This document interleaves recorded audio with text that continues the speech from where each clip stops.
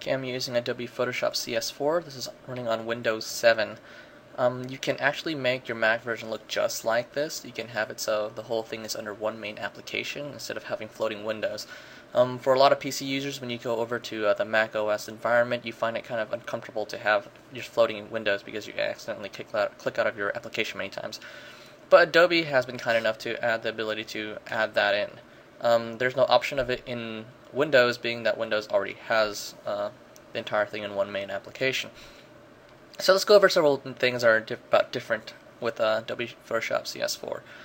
If you remember in CS3, they tried to implement 3D. It didn't work out too well. You could use it for matte paintings, but that's about the extent of it. So what's different with the new one? Well, they have little tabs nowadays. That's really useful.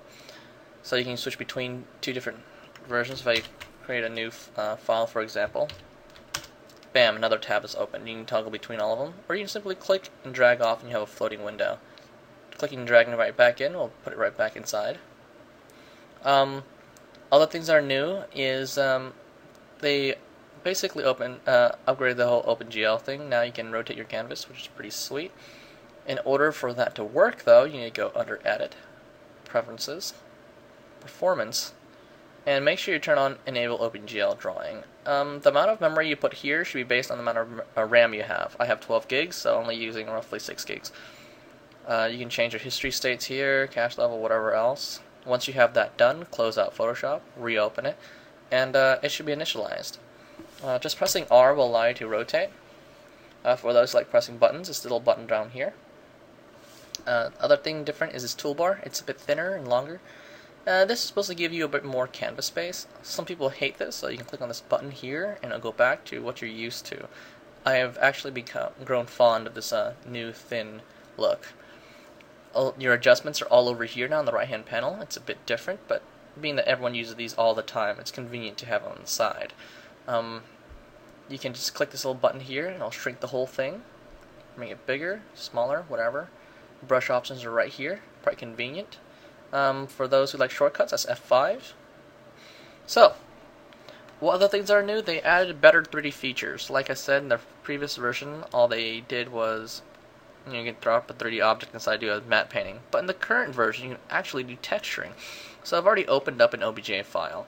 This is only available in CS4 Extended, not the original. So here's a model I've made. If you click on this camera thing, you're able to actually rotate your stuff. Let's go to my layers, and let's select this layer so I can work with this one. And you should have a 3D manipulator here, which you can rotate your object however you please. You can right click over here and check out its you can export your 3D object. You can also change your render settings, so instead of solid you can change it to ray trace, unlit texture. This way you can texture on your object depending on how you like it. And you got normals, even depth map. I'm just clicking with solid for now, and I'm going to expand this box. So by default, you can paint directly onto your model, which is pretty cool. I mean, here you go. I do that, and I can already rotate it, pressing N. And that'll allow me to already paint directly on the model. If you want to be able to edit your texture, you go to diffuse here. I double click on it, and it pops up right here. You can actually see what you're doing. Now here's what's really cool. I'm going to go to 3D, go to Create UV Overlays, I turn on Wireframe, and you can actually see the wireframe of what you're trying to paint on. So if I scribble around like so, and I go right back to the head, you'll notice it automatically updates. I can turn off my layer here, go back over here, and it's turned off. These two are completely linked with each other, so it makes working with everything much easier. You see how that added the little squiggly because I added it right here. If you find your resolution too low, you can change your resolution right here, make it a higher resolution, and it'll automatically update your texture resolution. You're not limited to just diffuse though. Let's say you want to add a different type, so you can go 3D paint mode. You can paint direct bump right onto it, which is really neat. you won't see any pop-up yet until you start trying to paint, and it'll have a little pop-up that asks you don't have a texture for it. Click OK for enabling. I can say I want to paint at 1024 by 1024. OK.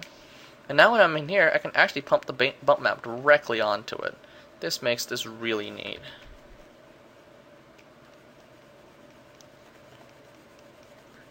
And vice versa, you can paint all your other maps inside. I'll just leave it there for 3D. This is great for all those who have trouble texturing normally by just double clicking on this and painting in here. You can always go and paint it this way and go back and forth between the two. It makes life a lot easier. Other things that everyone should know about Photoshop is this right here. It's called layers. This allows you to, I guess, in real life you can compare it to having transparency paper or tracing paper. You can add a transparent layer. If I drew something on this layer, it doesn't affect the background. This little eye shows if you can see it or not. You can move this around too. So why is this useful? Let's say I decided to draw the smile on here, and I can move this layer completely independent of the previous one. This makes life a lot easier.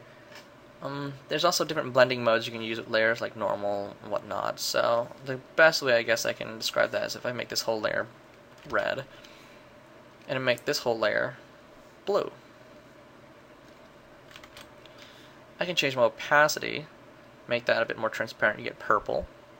Or you can change your type over here to see how this whole thing works. There's many different types of blending modes and you can go through and test them all out. For those who like to scan in drawings, and you have your, let's just clear this out real quick. Control A, delete. And let's say you have a little drawing and you want to fill it in. And this is your drawing that you happen to scan in. It looks kind of like that, guy here, and he's sad. But you don't want to go through, and when you actually did this, you still have the white background here. So it's a bit hard to actually paint.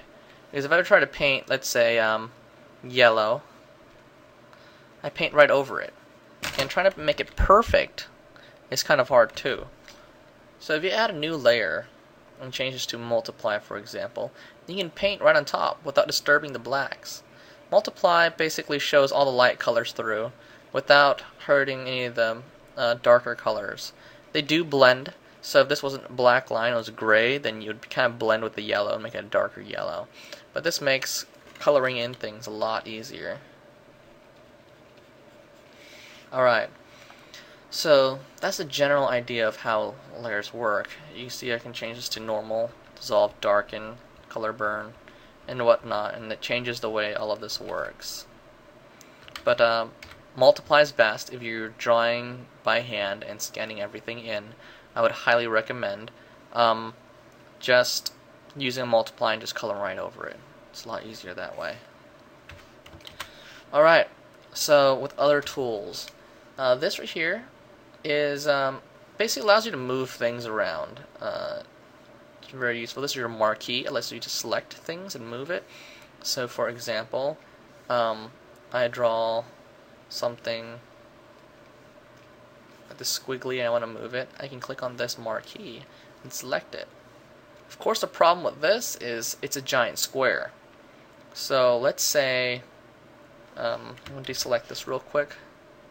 I have something pretty close to it like this, another thing, and that, and I don't want to select that. Using this marquee is kind of hard because it's a square shape, so you still move everything.